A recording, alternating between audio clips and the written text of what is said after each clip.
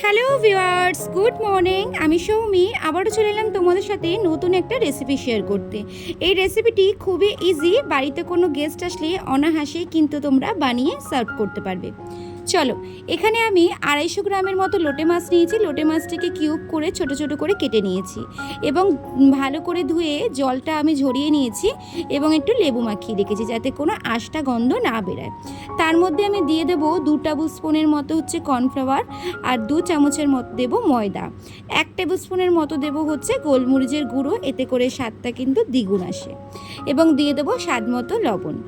তার মধ্যে তোমরা লঙ্কার গুঁড়ো আমি এখানে অ্যাড করেছি, তোমরা তোমাদের ঝাল যেরকম যে খায় সেরকম তোমরা দিতে পারো।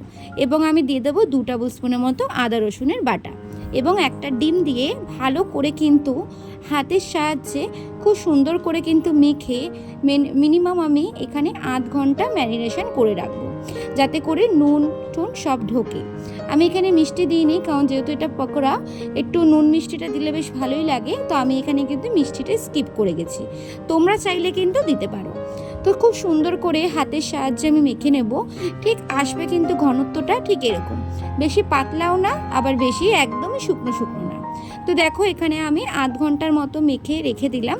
তো চলো আবার আধ ঘন্টা পর তোমাদের সাথে দেখা হচ্ছে।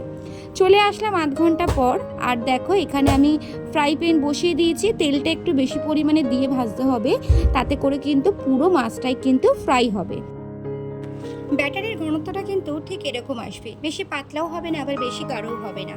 এদিকে দেখো ফ্রাই প্যান বসিয়ে দিয়েছি, তেলটা গরম হলে এক এক করে এবার আমি দিয়ে দেবো। বন্ধুরা, তোমাদের যদি আজকের ভিডিওটা ভালো লেগে থাকে তাহলে অবশ্যই কিন্তু একটা লাইক কমেন্ট শেয়ার করতে কেউ ভুলো না। বিশেষ করে যারা লোটে মাছ ভালোবাসে তাদের কিন্তু এই রেসিপিটি দারুণ লাগবে। তো এদিকে দেখো একটা পিঠ আমার হয়ে গেছে, আর একটা পিঠ ভাজলেই কিন্তু হয়ে যাবে। তো এদিকে দেখো কি সুন্দর সুন্দর ছেড়ে ছেড়ে গেছে, যেহেতু কর্নফ্লাওয়ারটা দিয়েছিলাম ওর জন্য বেশ ভালো মচমচে হয়েছে।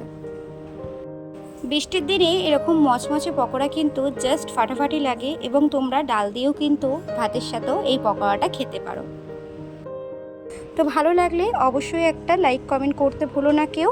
আর আমার এই ভিডিওটি যদি তোমরা ফেসবুক পেজ থেকে দেখে থাকো তাহলে অবশ্যই কিন্তু পেজটাকে ফলো করে দিও, আর ইউটিউব থেকে দেখে থাকলে কিন্তু অবশ্যই চ্যানেলটা সাবস্ক্রাইব করে দিও। এদিকে দেখো হয়ে গেছে, এবার আমি একটু স্যালাড কেটে নিয়েছি, তার মধ্যে দিয়ে দেবো একটুখানি চাট মশলা। চাট মশলা দিলে বেশ ভালোই লাগে। তো চলো আজকের মতো টাটা।